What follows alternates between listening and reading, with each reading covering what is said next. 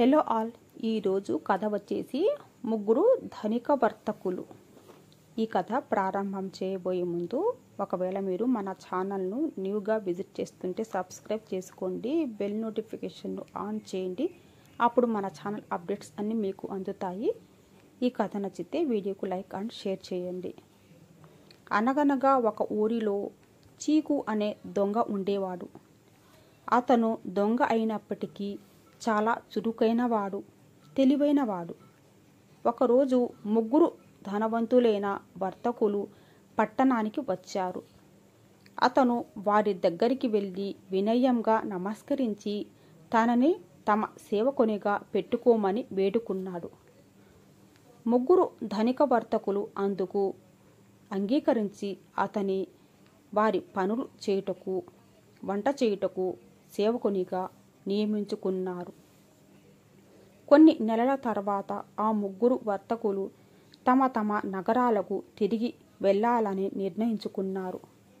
వారు తమ తొడలను పదునైన కత్తితో కోసుకొని వజ్రాలను అక్కడ భద్రపరుచుకున్నారు. చీకు దూరం నుండి ఈ వ్యవహారాన్నంతా గమనిస్తూనే ఉన్నాడు. ఆ తర్వాత వారితో, నన్ను కూడా మీతో తీసుకువెళ్ళండి, మీకు సేవ చేసుకుంటాను అని అన్నాడు చీకు.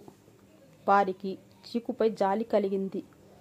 అందుకే అతన్ని తమతో తీసుకు వెళ్ళడానికి అంగీకరించారు.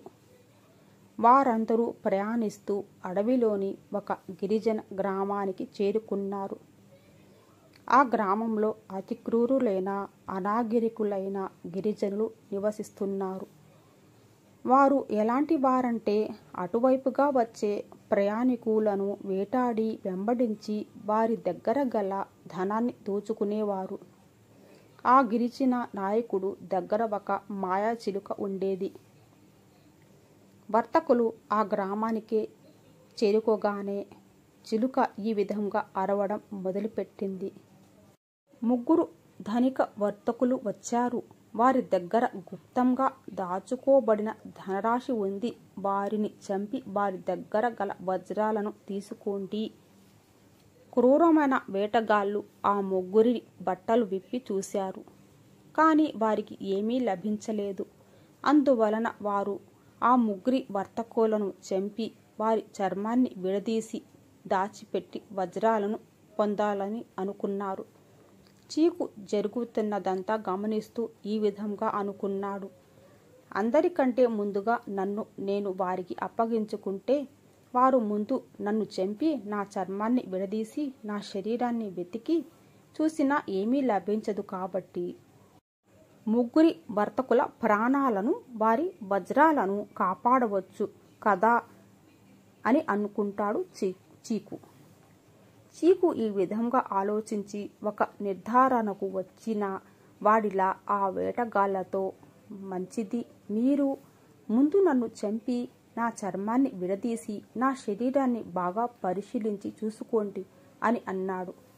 వేటగాళ్ళు వెంటనే ఏమాత్రం ఆలస్యం చేయకుండా ముగ్గురు వర్తకులకు బదులుగా చీకును చంపి అతని చర్మాన్ని విడదీసి అతని శరీరాన్ని బాగా పరిశీలించి ఏమీ లేవని నిర్ధారించుకొని ఆ ముగ్గురు వర్తకులను వదిలిపెట్టారు. ఈ విధంగా చీకు ఆ ముగ్గురి వర్తకుల ప్రాణాలను కాపాడినాడు. నీతి: చెడు మనస్సుతో చేసిన ఆలోచనల వలన చెడు జరుగుతుంది. ఈ కథ నచ్చితే వీడియోకు లైక్ అండ్ షేర్ చేయండి. Thanks for all.